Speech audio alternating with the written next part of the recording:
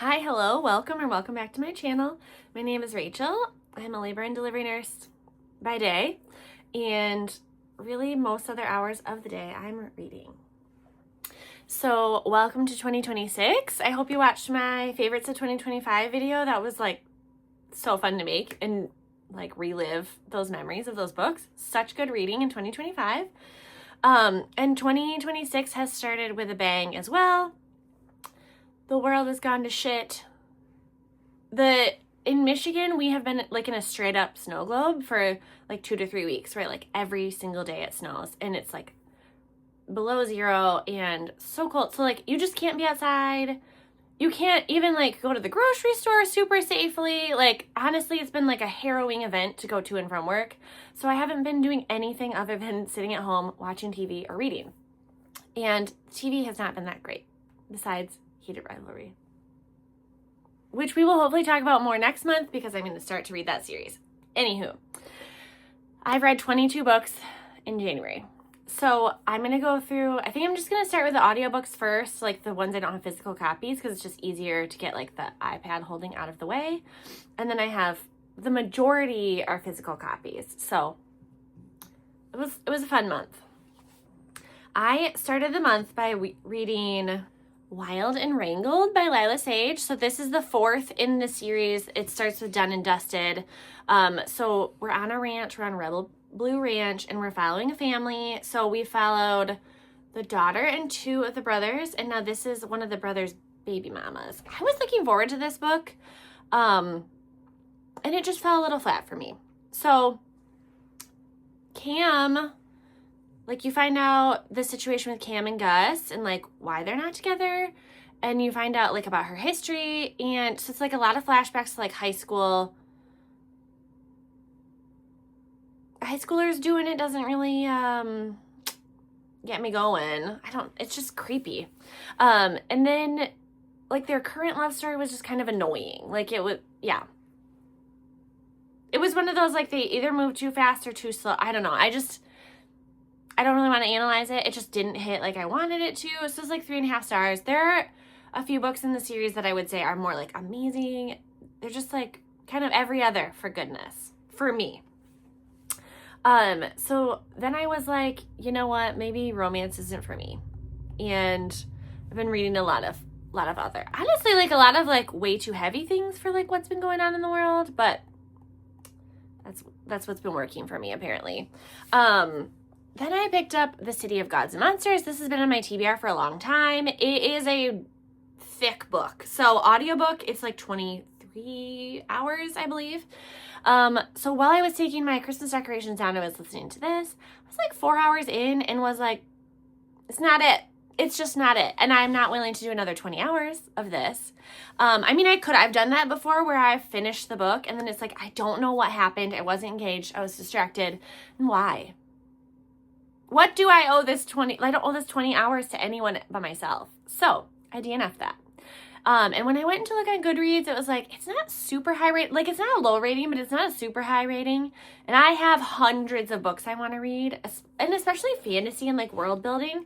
Like that, I feel like just takes up a special part of my brain. So I do not like to read bad fantasy because like, yeah, I can read a fiction story. If I don't have to read world building, it's not as hard. Does that make sense? So like fantasy, I try not to read like 2 series at once, like because I can read like 2 books at the same time, like audio and physical, and sometimes like 2 physical books if they're different enough. But fantasy for me is hard. Like it just takes a little bit extra, and so I don't want to ever confuse like my audiobook world with my physical book world. So like a little bit of like spooky is one thing, but like fantasy and worlds that are different, no thanks. So I just didn't want to waste the brain space on this. So first DNF of the year was like way too early in the month, but we've done it. It's happened. So I feel like we've ripped that Band-Aid off and now we can maybe DNF with abandon this year. Maybe it will be the year of DNFs where I just don't finish books that I don't want to. I have actually owned the Audible version of this book for months, not years, months, but I've been really wanting to read it. It's a standalone fantasy that's gotten like pretty good hype. and I knew nothing about it going in.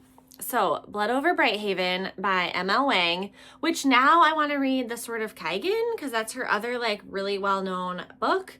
So our main character she's let into like the Ministry of Magic. She's like the first woman to ever do it, and she is like super duper smart, and so she's like overcoming all these obstacles. So she's supposed to get an assistant, and instead of giving her an assistant, they're like, you can have this janitor as your assistant. And so she's like, you know what?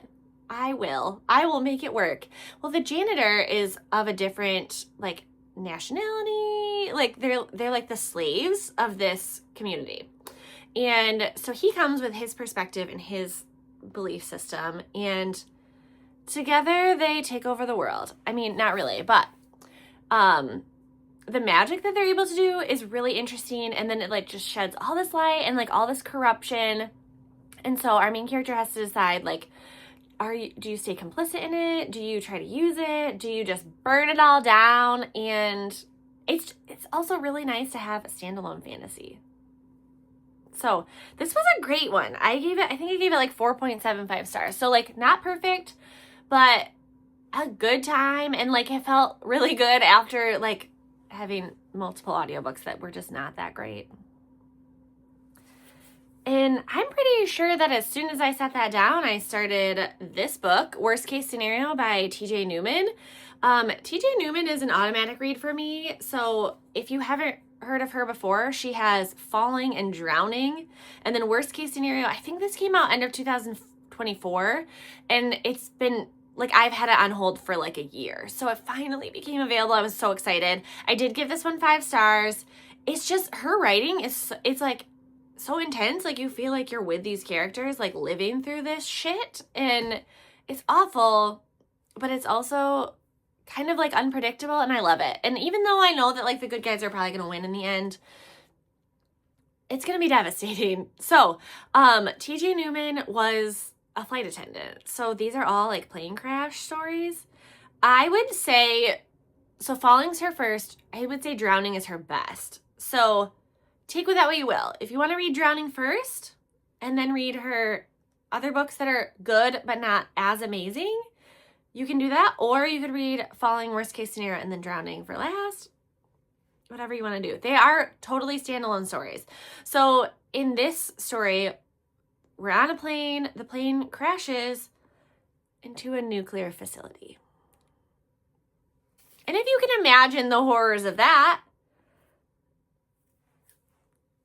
it's actually one of my great fears in life is just nuclear war, nuclear like exposure, radiation. That shit's scary. It is. It just like melts you. I don't know if you've read Radium Girls. It like melts you. It melts your bones. So there's that. If you want to read, it's kind of a horror. I mean, yeah. Like we're trying to prevent the horror, but there you go. This book is a wild time. So this is Priest by Sierra Simone. Pretty much our first encounter with these characters, the priest is doing confession with a woman, a new constituent, and they're both getting off. And it only escalates from there. This book I would have given a higher rating, but it ends just annoying. Like, I don't know. It felt very like the sex is kind of the point, right? So like raw, ridiculous, like absolutely like profane to the church, like rough. But spicy, like so spicy. Like we are just not keeping any of our vows. But they're in love. And the end is annoying. It's very tropey and very like, oh, we love each other so much. And like, I would have almost rather seen it just burn all down around them. Or at least like run away. I don't know. I just didn't love the wrap up. So do I think I'm going to read any more in the series? No. But if you want spice, and you don't actually care about plot, this is it for you. I gave it 3 stars. but the spice was spicing. There were oils. There were holy oils. And who doesn't want to follow that up with a delightful Christmas? So annoyingly, this one I think was Jenny Bayless's 2024 Christmas book, because she writes like a delightful Christmas romance that's like British every year, and I love them. Like, they're really cute. It's like romance, but also like found family, just feel good, like what a Christmas book should be. I had a hell of a time getting my hands on this because, you know, it's available in August, and I don't want to read it in August. I want to read it in December, but then suddenly it's months out. So like it goes from like August being available to like September being months out, and it's like, shit, I missed it. So I read this in January, and it was cute. So our main character's daughter is going to be staying in America for Christmas with like her host family for study abroad, and Harriet is devastated because her whole life has revolved around this child. And she does have an ex-husband that she's like on really good terms with, but she just like, her life is spinning out of control, and she's going to be an empty nester. And she's like a school pastor, like pastoral care, which I think is a counselor. And so she has this, I think they're 5 kids that are kind of troublemakers, but they're just kind of misunderstood. And so she takes them under her wing, but she gets like in trouble with the law and has to like help with this theater. And there's a lot of other plot points in it there, but like, it's just really beautiful how these different generations can come together. And it was a cute book. It was really cute. I think I gave it 4 stars. Yep. Solid 4. It was just cute. It would have maybe hit a little bit better in the Christmas season, but you know, when you're living in a snow globe, may as well read something that's a little seasonal. I listened to The Plate Before Christmas. One of my like buzzword words for January was before or after in the title, and that feels like it would be easy to read, but it's not that easy. So I found this. This has actually been on my TBR for a while. Sad about that. I mean, I'm happy it's off now, but this was not a great book, and it was like 14 hours long. Like, I'm sorry, that's too much for a Christmas book, and it wasn't good. So the premise is that this girl goes home for Christmas, and she's like, I didn't get the promotion I wanted. My whole life has been a waste. Like, I thought it set up pretty well. Like, she's like in her 30s, and it was like, this is great. Like, who doesn't want to read a book about a woman in her 30s? Not like a 15-year-old. And her brother comes home with his employee, and it happens to be her ex. Well, the premise is that he was like, I'm going to go to her family Christmas and win her back. That is a psychotic premise. And like, I don't know why they got together. I would have been like, you're insane. Why would you come to my family Christmas? And they're not healthy adults, and they don't have healthy responses to each other. And this mutt's not redeemable. So, I gave that one a good 2 stars. Besides my DNF, that's my lowest rated. I probably should have DNF'd it, but honestly, I read it because it had the word before in it, and I needed it. Sometimes the challenges, they break my soul, and I don't know why I feel like I absolutely have to do it, but I do. So I did it. I listened to This Could Be Us by Kennedy Ryan. This is the second in the Skyland series. So these are like 3 friends, so I'm pretty sure the next book's going to be about Hendrix. This one's about Soledad. So Soledad has a shitty-ass husband, and guess what? He's been embezzling from his company, and the guy who is like the financial, what do they call them? Like financial investigator, like whatever. He's hot, and he's like looking out for her. So she's trying to sort out her life, and her kids are like real pissed because they love their dad who's in prison. And so she's like trying to become independent, but also she's like, this guy's really hot, but he like had to do with my husband going to jail. So it's good.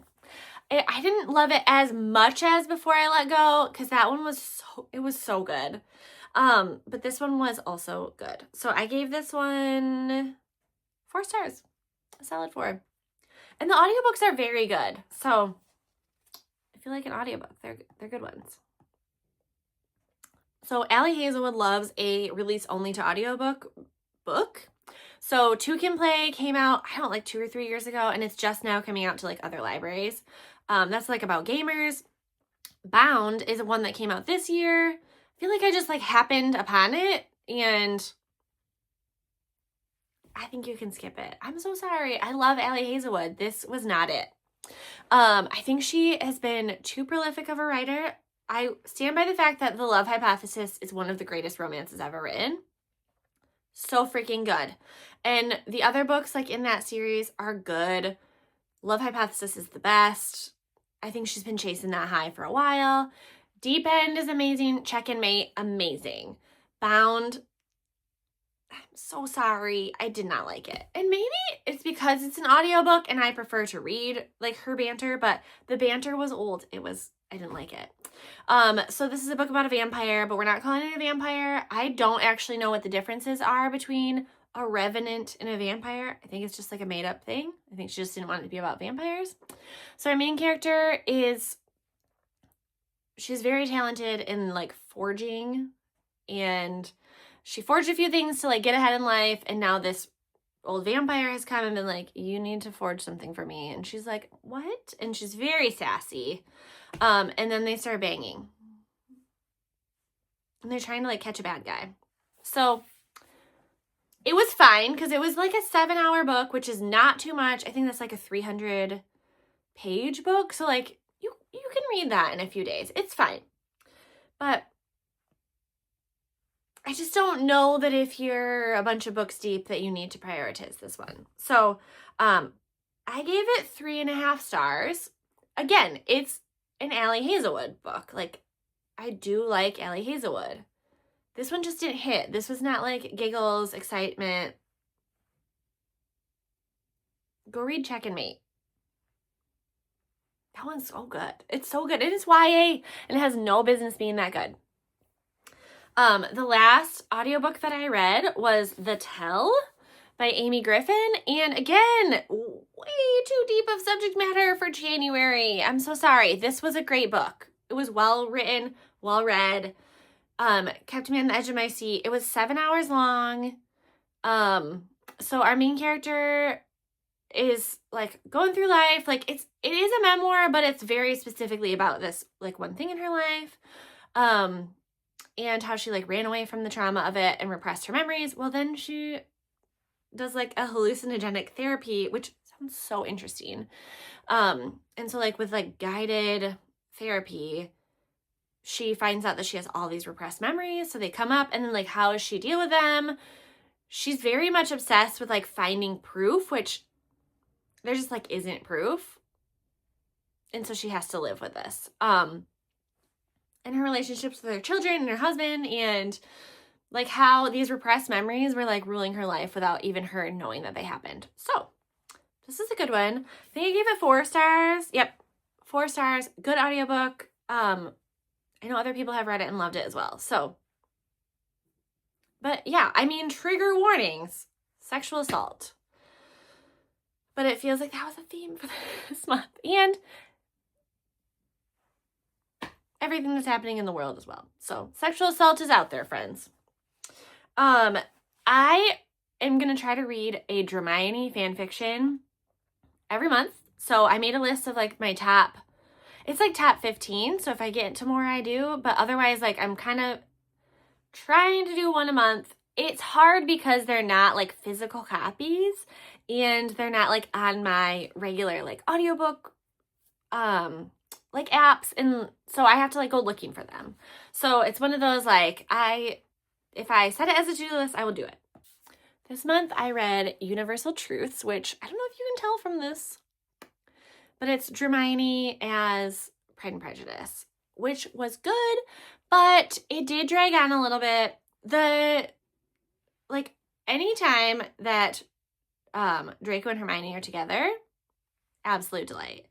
But all the stuff in between, it just kind of dragged a little bit. And like knowing that it's Pride and Prejudice, like I knew what the storyline was going to do. So that just took a little bit away. I did give this one 4 stars. It was a delight. If you don't know, Hermione is fanfic. So in the Harry Potter books, Draco and Hermione do not get together. There is nothing between them. But 20 years later, there are thousands of fan fictions written about Draco and Hermione. It's called Dramione.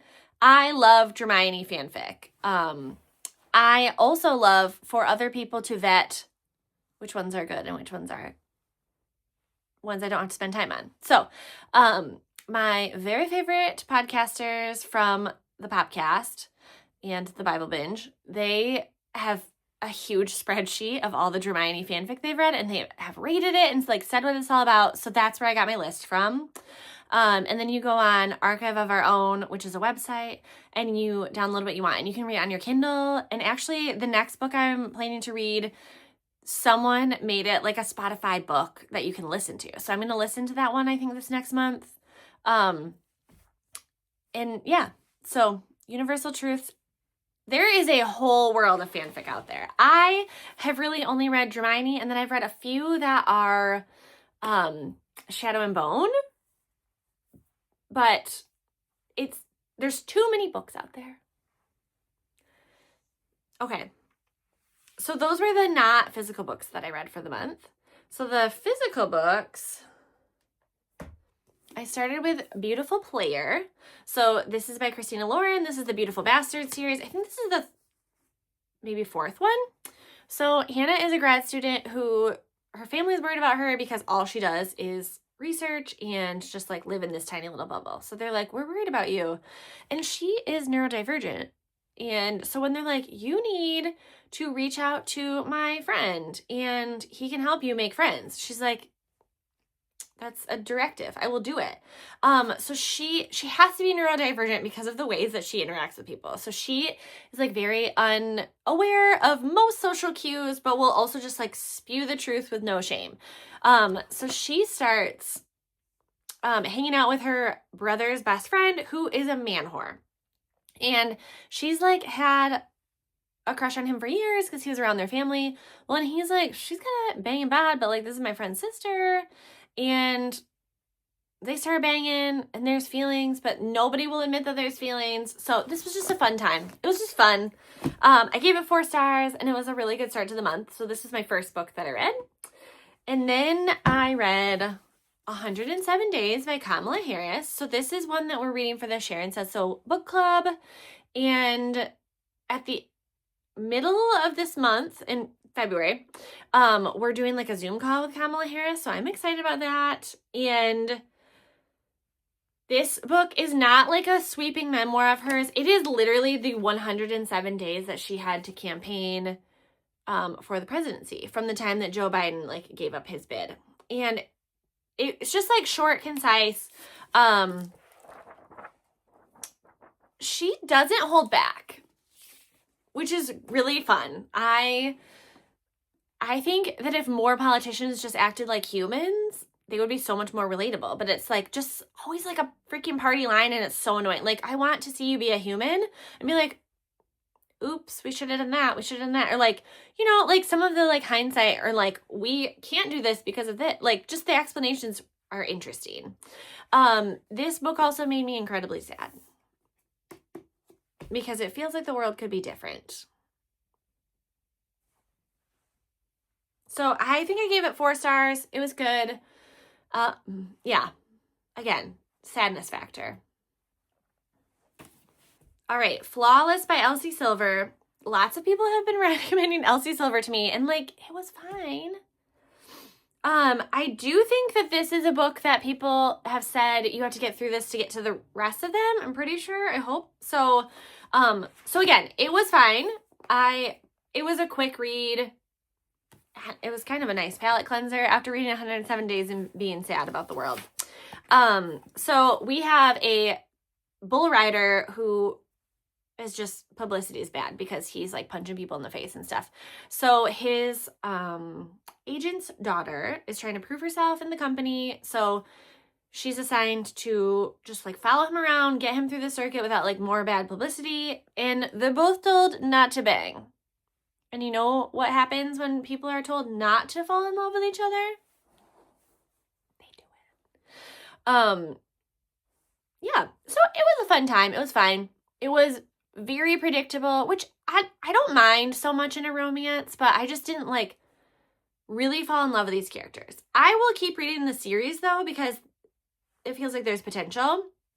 And yeah, I'm interested. So I gave this one like 3.75 stars, I think. 3.5. So good. Not a book that I would necessarily recommend to other people, but also not one that I would be like, don't read that. It's fine.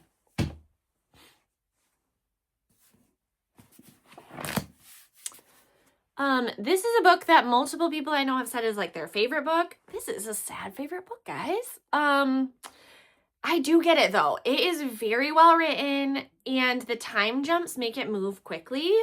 For it being like such a like it is written densely, but it's beautiful and things happen quickly. So we start in the 1950s in Ireland with a man who is born to a mother out of wedlock and is like given up. And then he is gay and dealing with that through some really horrific times in the world. So we jump from Ireland to the Netherlands to New York, and we have the AIDS epidemic and just like so many things that happen. And just really like from the 1950s to the 2000s, the change in feelings towards gay people. I mean, like it's illegal to be gay. And people are getting like murdered for it in the beginning. And in the end, I'm certainly not saying that there are not homophobic people in 2000, but like the world is starting to open up a little bit more. A little bit more. And even like 20 years later, it's very different. So this is a memoir. It's not real. So this is this man's life, a fiction, but it is very well written. I gave it like, I think 4.75 stars or something. Like, this is not my favorite genre of book, but it is good. I, however, had a very hard time with the main character's name. It's Cyril, which I always thought was Cyril. But then they said it rhymed with squirrel. And so I was like, Cyril, it's Cyril the squirrel. And then I recently watched some Instagrammers from like Britain and they were like squirrel. And I was like, oh my gosh, is his name Cyril? Cyril the squirrel? Squirrel. And we laughed about this at work for so long because I was like, well, it's Cyril the squirrel. Or is it Cyril the squirrel? And I like just being very ridiculous about it. And I think it might be squirrel. I think they might pronounce it squirrel. Such a weird animal. So anyway, The Heart's Invisible Furies. Jill and Jamie, I understand why you like this book. This is fiction done well. Taming Seven by Chloe Walsh. I was so looking forward to this book, and it was just not at all what I thought it was going to be. It was well written. I liked it. It was way thinner, which I was a little bit worried about, but it did not need to be longer. So our main character is, what is his name? Gerard. And he has been in love with his neighbor forever. And it's this weird relationship where like they're both talking about how they're in love with each other, but like they physically never cross any boundaries. And we learn all about why. We also learn about why Lizzie hates him, because he's like a genuinely good guy who's very likable, but Lizzie, Claire's friend, absolutely hates him. We find out why. We find out why he's his stepdad and his stepbrother. This is a devastating book. So every one of these books, it's like, oh, they're a little romance about high schoolers. But really awful things are happening to these high schoolers. Like there is domestic abuse in the first few books. There's alcoholism. There's drug use. There is sexual assault. So all those trigger warnings, but like this is such a good series. And you just never know what is happening to people. So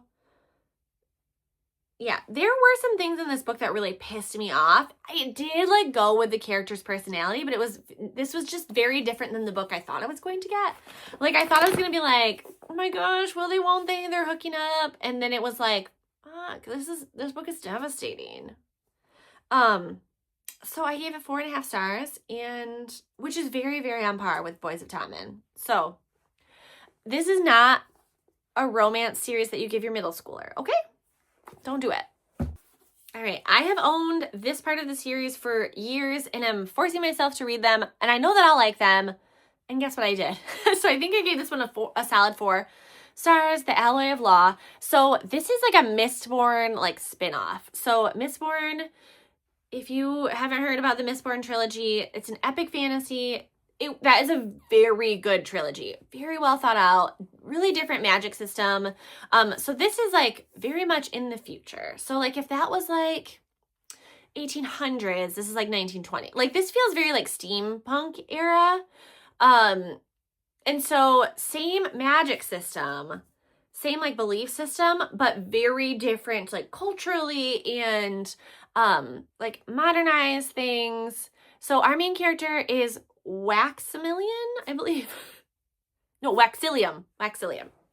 And so he's been living like out in the roughs where he was doing some sort of like law.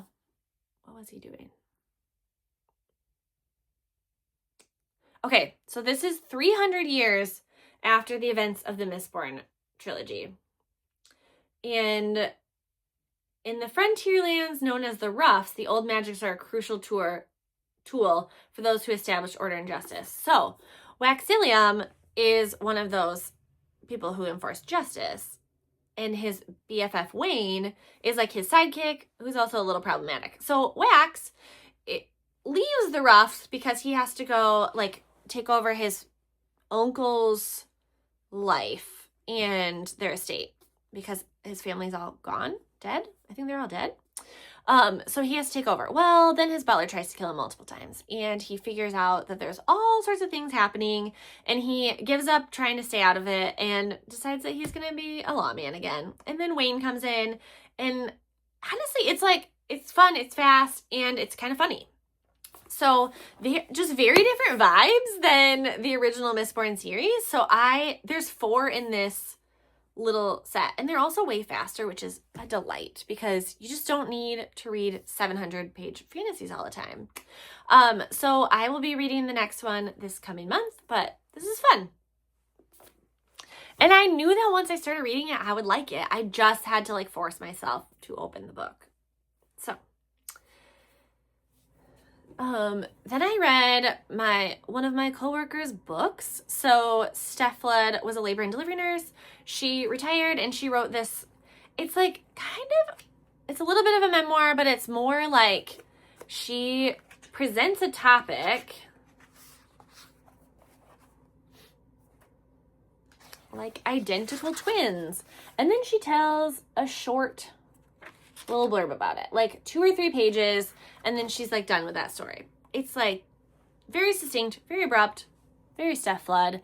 It was a delight to read because I'm also living this experience, and also really interesting because she was a nurse for I think like 30 years. So just the interesting like how things have shifted, and yeah, When There Are 2 Patients in One Body by Steph Flood. And I just bought this off of Amazon if you're interested. Immortal Consequences was my August 2026 book of the month. This is look at that beautiful book. It feels very hefty, but it was actually quite easy to read. It's pretty big writing. So our main character there's like 6 main characters. That's part of the a little confusing part. So we are in like kind of like purgatory. So these people have passed, but they're like in a school where they are learning to like bring souls through the abyss to the ether. I think they call it the ether. But there's also a competition every 10 years where like one of these people, these students, get to choose to like pass or like stay at this school forever. And so all these people are competing, and there's all sorts of like weirdness that they're finding out. And a new student arrives like right at the beginning and kind of sets things off. This student is like, something bad has happened to them. I don't want to give anything away because that's like the best part of this book was like unraveling that. So there is a competition, there is magic, there is like good versus evil, and then in the end, everything unravels. And so I think this is a duology. I am a little on the fence about whether I will read the second one. I probably will. I don't know that I will buy a copy of it. So I gave this one, I think like 3.75. So like, I think I'll know more about how well I like this one by how it wraps up. Because it was kind of like, it was getting really good and then it was done, you know? So, and I liked the characters. I liked what they were doing. I liked the competition. Yeah. Did someone say sexual assault? Like, literally, why is this the theme for the month? Like, I don't know. But I have been pressured to read Beartown for years, and I get it. I do. This book was amazing. This was a 5-star read. I could fill up a notebook with the quotes from this book, which is so interesting because this is written, I think this is written in Swedish and then translated. So the fact that there are still so many just really poignant, beautiful quotes, like horrific quotes from this book. So this book is about a hockey team. It's a junior hockey team that if they win this game, they're going to get all sorts of funding and their town will probably like actually survive. But before the big game, the big star rapes someone. And so then it's like rape culture and not believing victims and then victimizing the victim, like just making them like the evil person. There is a lot of commentary on this. This is a trilogy, so I will be reading the second and third books, not immediately because this was a lot. But like I said, so well written. You get so many perspectives on this. And yeah, the stakes are high. Like, this is life. And there's, yeah, I don't know. I have a lot of feelings about this book, and it says a lot. It says a lot about the way that we treat men versus women, or boys versus women, the rhetoric that we use to even speak about sexual assault, and how, yeah, patriarchy. So yeah, 5 stars. I also felt like I needed to read it in the winter because obviously the winter setting. And on that note, we move to another book. So a little bit of a palate cleanser, How to Age Disgracefully. So in my book club, we each chose a book that we liked and we made like a basket to go with it. So this book is about seniors who are losing their funding for their building. And so they like, it's very like found community. Like they start like taking care of some of the like daycare kids, and just, it's delightful and it's very funny. Like I thought it was just gonna be like a warm-hearted little fiction. It's very funny. It's fast moving. There are a lot of shenanigans in this book. And our main character may or may not be a criminal. So this is just so fun. So Jamie picked this book. This was like one of her favorites from last year, and she like put a bunch of things like in this basket. So like colored pencils in coloring book because of the kids, and then there was like hot chocolate and some Baileys in there. So like just fun. Like it was kind of like what goes with your book, the theme, and it was so fun. And I hope we do this every year because every book club should do it. It was great. And because I know that she loves this book so much, I made it a priority and I loved it. I gave this one 5 stars.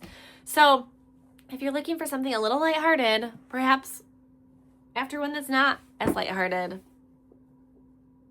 this is a great one. I have owned this book, The Night and the Moth by Rachel Gillig, for a while, and I have been too scared to start reading it. So One Dark Window and Two Dark Crowns is a duology that was so beautiful. I loved it so much. The magic system was really different. It's like based on cards, and I was just nervous about her writing another book. Like maybe lightning doesn't strike twice. This book was beautiful. I am really glad that I read it because I don't know if listening to it would be the same it would hit the same.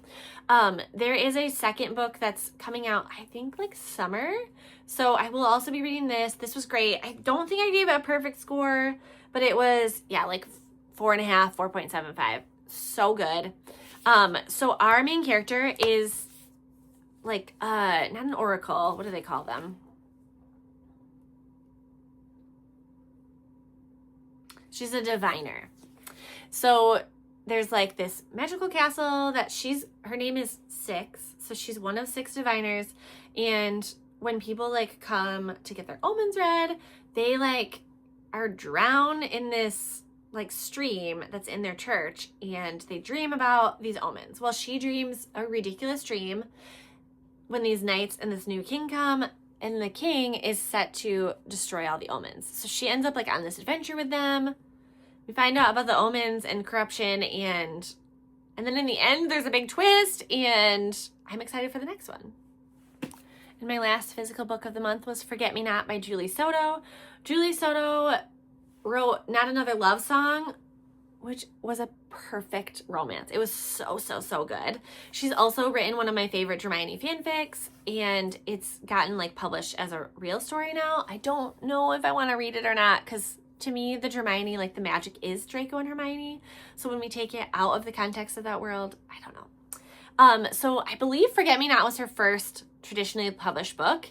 This is a really good book. So Amma is a wedding planner because her own mother has been married like 16 times. And so she's just like been around weddings. She loves weddings. And she is going to do this celebrity wedding, but she finds out that their hearts are set on blooming as the floral provider. Well, that's where her ex-boyfriend owns blooming. So she's like, yeah, you're not going to want to work with me. He will refuse to work with me. Well, he doesn't. And so we get flashbacks, and we get the wedding, and we get all these sorts of shenanigans, and we get good smut and romance, and it was really good. So I wouldn't say like perfect, but it was good. Yeah, 4.75. So I don't know what was missing. Something was missing. Maybe it was just my mood, but this was a very good romance. I liked it a lot. And those are my January reads. 22 books. And unfortunately, the theme apparently was sexual assault. So let's get ahead of that next month and read something else. Yeah, the only thing I really have planned for next month is like I don't own that many romances. So I'm going to try to listen to some romances. My book club books, I've already read one. They're not very long, so they shouldn't eat up much time. But I am going to start the Heated Rivalry series. So I'm going to start with Game Changers, probably Heated Rivalry, and then, yeah, we'll see how quickly I get through the series. I think there's 6 books right now. She's releasing a 7th. You should watch Heated Rivalry. Anywho, I'll see you in February.